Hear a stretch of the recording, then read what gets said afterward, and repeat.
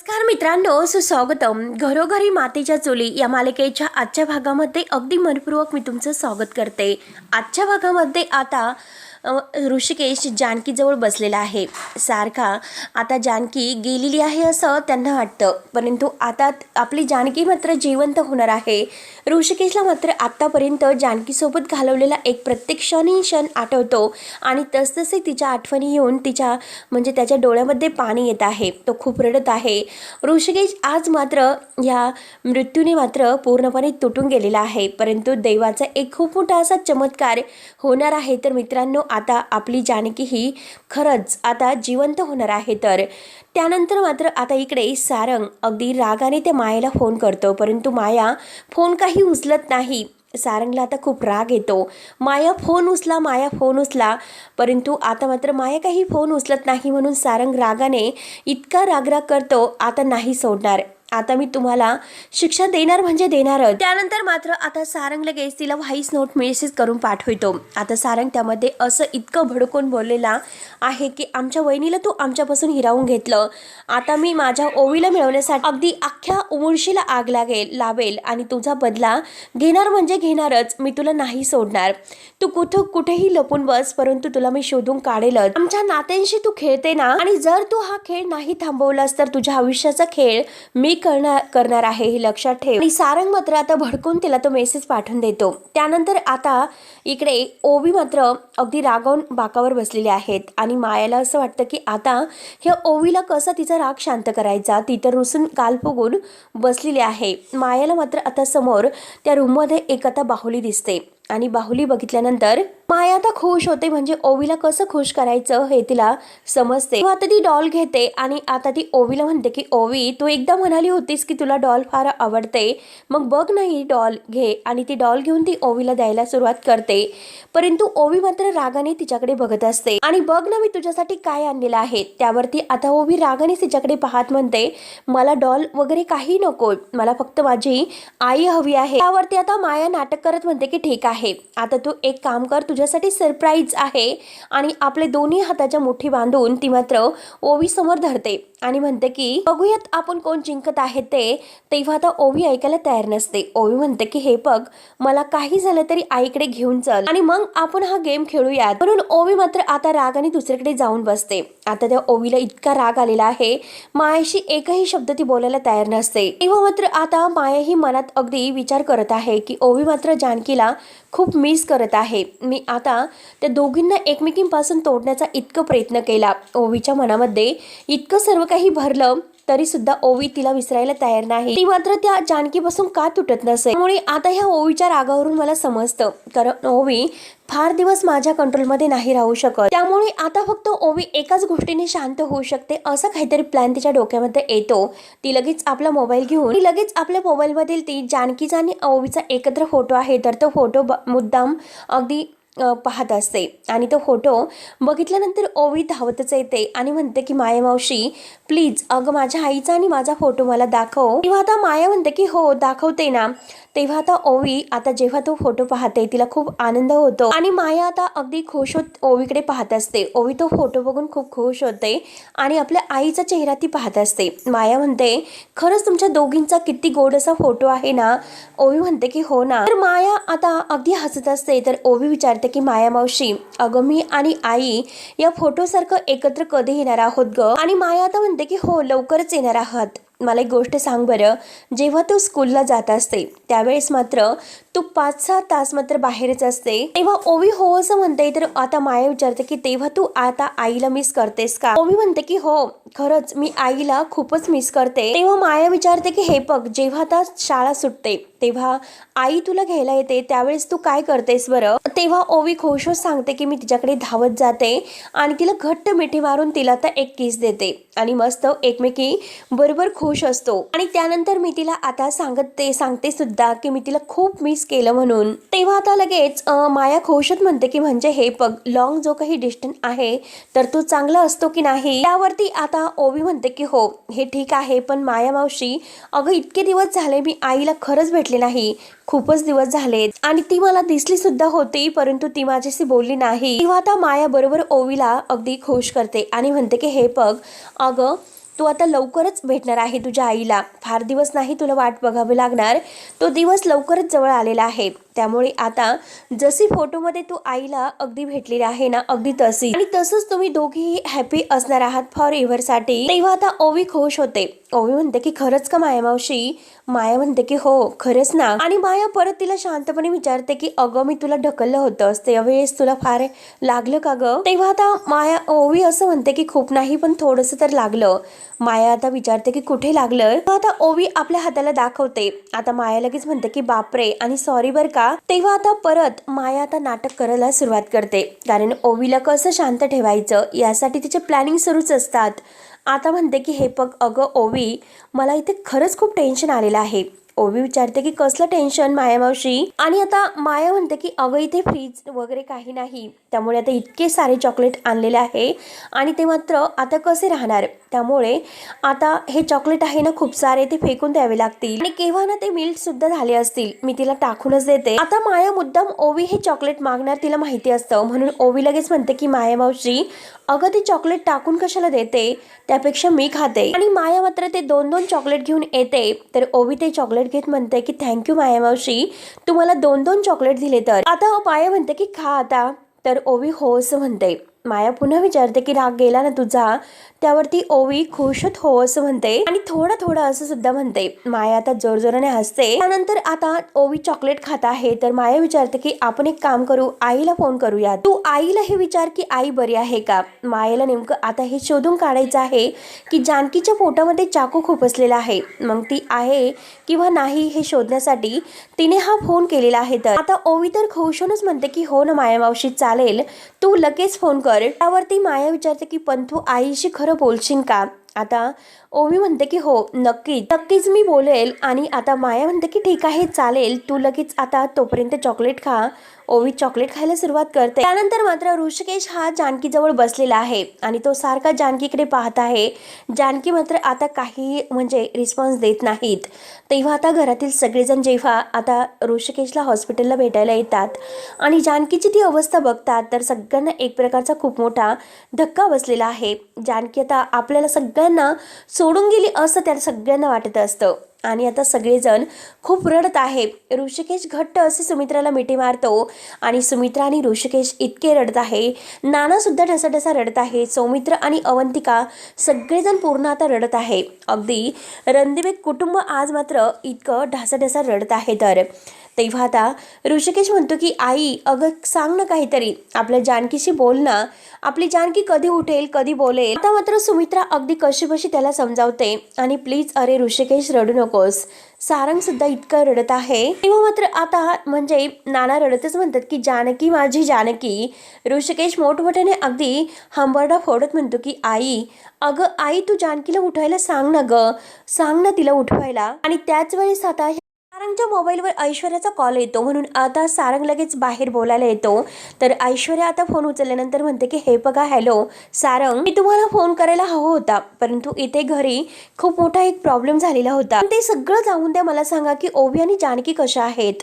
तेव्हा आता सारंग रडत असतो आणि हे बघा मी जानकीला मात्र ओवीचा ऍड्रेस दिलेला होता, परंतु नंतर आमचं काही बोलणं नाही झाले. त्या दोघी घरी सुखरूप पोहोचलेल्या आहेत ना, मला खरंच कळलं नाही की ओवी कशी आहे जानकी कशी आहे. तेव्हा आता ऐश्वर्या विचारते की काय झालं, जानकी ठीक तर आहे ना. तर आता सारंग रडतच म्हणतो की ऐश्वर्याला काही कळत नसतं, तिला धक्काच बसतो. सारंग आता म्हणतो की ऐश्वर्या आपली जानकी बहिणी आपल्याला सोडून गेली हो, आणि खूप रडतो. हे ऐकल्यानंतर ऐश्वर्या पूर्णपणे हँग होते. तिच्या पायाखालची जमीन सरक, तिला काही कळत नसतं. ती पुन्हा विचारते की 1 मिनिट सारंग, आपली जानकी बहिणी आपल्याला सोडून गेली म्हणजे नक्की तुम्ही हे सर्व काय बोलतात. तेव्हा रडतच सारंग म्हणतो की मी काय बोलतो माझंच मला नाही कळत. आणि हे बघा ऐश्वर्या, जे काही मी माझ्या डोळ्यांनी बघितलं तर तेच तुम्हाला सांगत आहे. मी लवकरात लवकर हॉस्पिटल या ऐश्वर्या. तेव्हा ऐश्वर्या पूर्णपणे आता अगदी गहाळ झालेली आहे. तिच्या डोळ्यात पाणी येतं. हे बघा आपल्याला जानकी बहिणी कायमची सोडून गेली, आपली जानकी बहिणी नाही राहिली. तेव्हा आता ऐश्वर्या पुन्हा रडायला सुरुवात करते. तेव्हा मात्र आता ऐश्वर्या रडायला सुरुवात करते आणि हातातील मोबाईल बेडवर फेकून देते.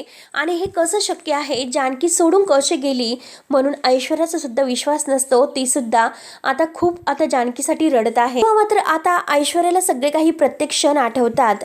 जानकी जेव्हा लग्न करून तिला या घरात घेऊन आली होती, तिला सगळं काही ती शिकवत होती. ज्यावेळेस तिला घराच्या बाहेर काढून ऐश्वर्याने जो काही त्रास दिलेला आहे ते सगळं काही क्षण आता तिच्या डोळ्यासमोर येतो. तेव्हा सगळे काही क्षण आता ह्या ऐश्वर्याला आठवतात आणि ऐश्वर्या खूप रडत आहे.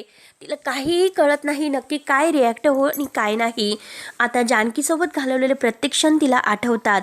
क्षण आठवल्यानंतर मात्र आता खरंच ऐश्वर्या म्हणते की आत्तापर्यंत जानकीला फक्त आणि फक्त मी हरवण्यासाठी आणि तिला त्रास देतच आले, बाकी मी तिला काही केलेलं नाही, फक्त त्रास आणि त्रासच दिलेला आहे.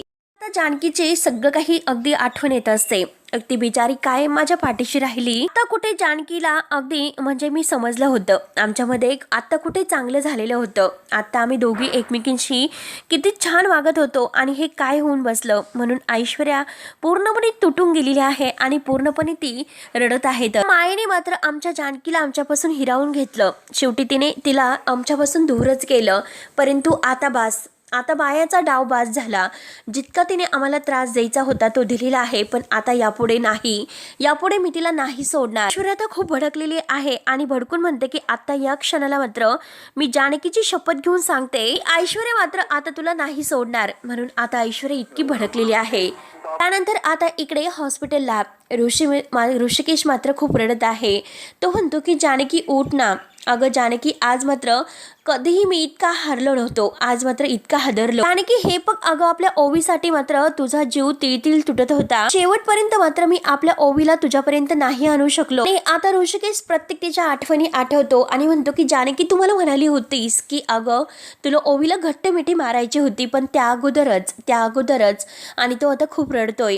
आता मात्र सगळेजण इतके रडत आहे आणि ऋषिकेश पुन्हा तिच्याकडे बघतो, खाली मान घालून रडत आहे आणि मी आपल्या ओवीला मात्र तुझ्याकडे खरंच परत नाही आणू शकतो. ही गोष्ट मला मात्र आयुष्यभर खात राहील. जानकी मला माफ कर ग, जानकी मला माफ कर ग, म्हणून ऋषिकेश आता खूप रडत आहे. तेव्हा मात्र आता सौमित्र ऋषिकेशच्या जवळ येतो, त्याच्या खांद्यावर हात ठेवून म्हणतो की हे बघ दादा, प्लीज तू एकटा या सगळ्याचं गिल्ट घेऊ नको. अरे दादा, आपण सगळे कमी पडलो, इतके दिवस झाले आपली ओवी त्या मायेकडे आहे, पण खरंच आपण काहीच करू शकलो नाही. हे बघ दादा, दिवस रात्र आपण तिला शोधायला हवं होतं. आता मात्र बास, आता मी नाही ऐकून घेणार. या सगळ्याचं सोक्षमोक्ष मी लावणार आहे, तर त्याशिवाय मी शांत नाही बसणार. हे बघ दादा, मी जानकी बहिणीची शपथ घेऊन सांगतो की आता मी कसलीही फिक्र नाही करणार, ना पोलिसांची, ना कायद्याची आणि ना कशाची. आपल्या ओवीला अगदी सोडवणार म्हणजे सोडवणारच आणि मायाला कायमचं संपवणार म्हणजे संपवणार. तुला प्रॉमिस करतो की दादा, मी आपल्या ओवीला काही होऊन देणार नाही. म्हणून त्यानंतर आता इकडे ऐश्वर्याला कोंडून घेतलेला आहे, म्हणून ती आता जोरजोराने दरवाजा वाजवते.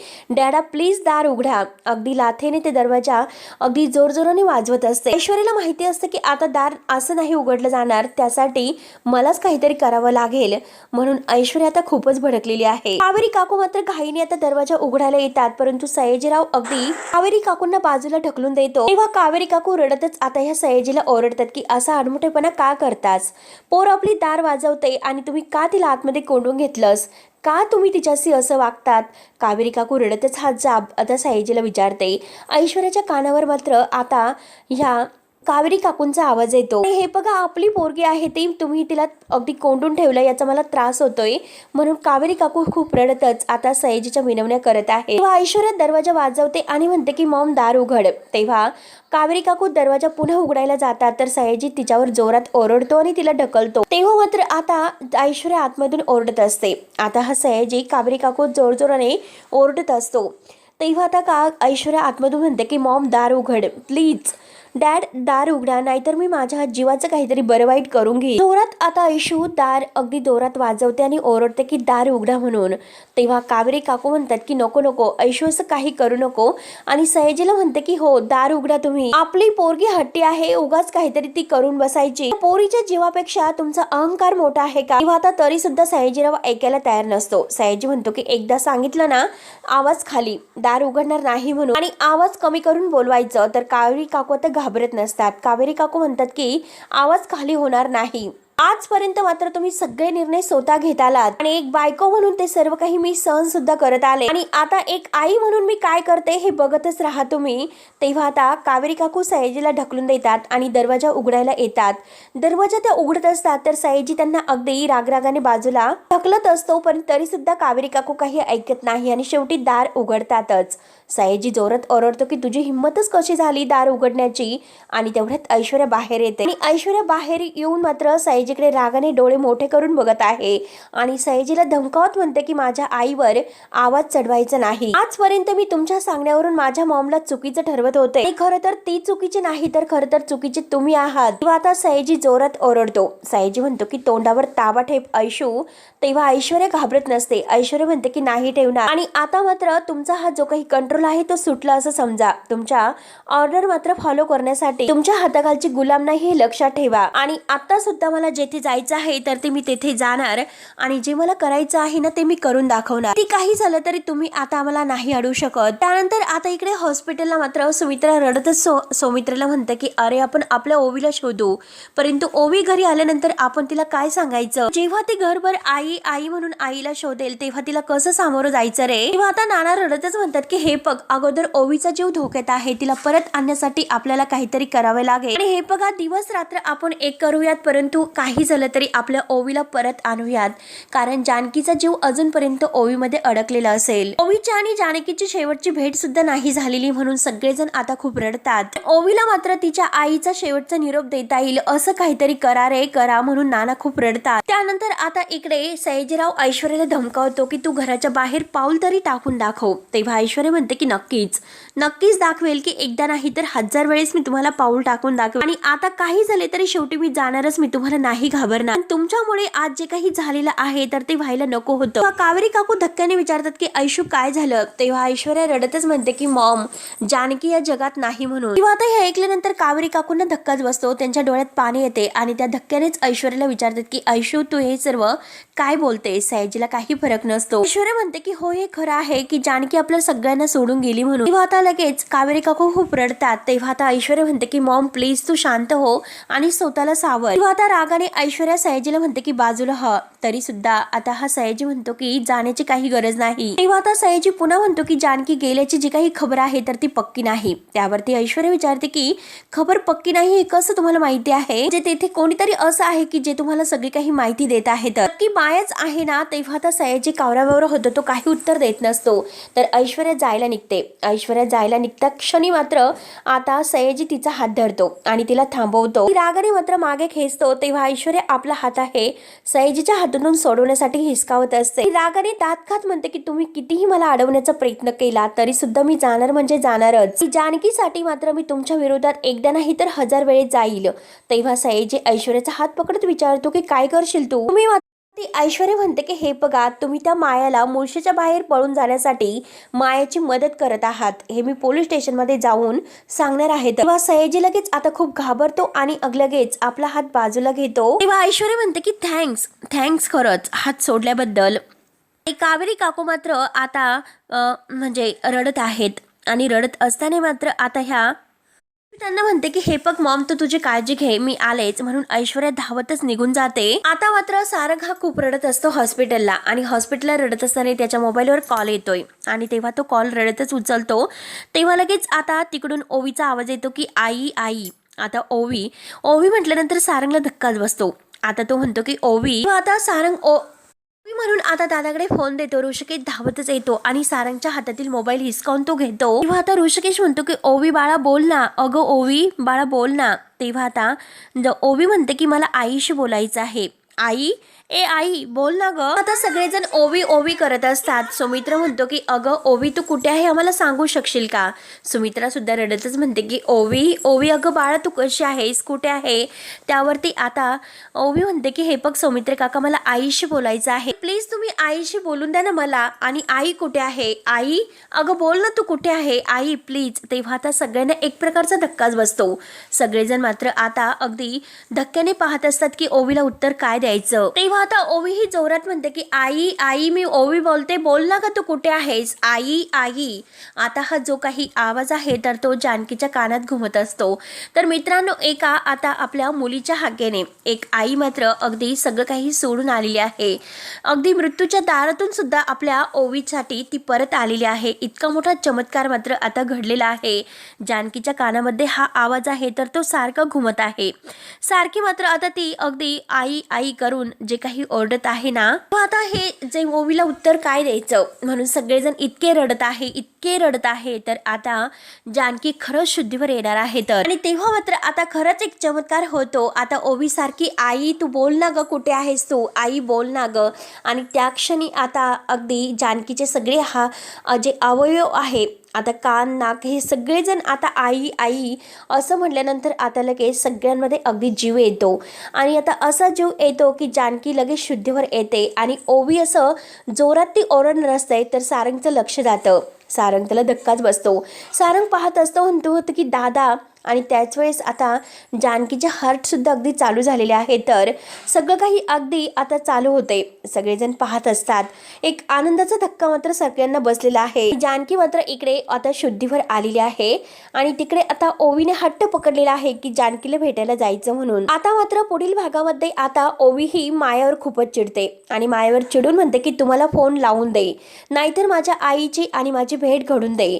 म्हणून आता ही माया ओवीवर खूपच जोरात ओरडते की गप्प बस, आता एकही शब्द बोलायचं नाही, मी जे काही सांगत आहे तेच करायचं, म्हणून तू ओवीला धमकावते. आता जानकी शुद्धीवर आलेली आहे. त्यानंतर मात्र आता इन्स्पेक्टर साहेब तिथे आलेले आहेत आणि जे काही ऋषिकेत तुम्ही सांगितलेले आहे त्याप्रमाणे आता मायाचा नंबर आहे तो आम्ही ट्रॅप करत आहे. माया कुठून कुठे पळाली आता मात्र ही याची माहिती आम्हाला मिळाली.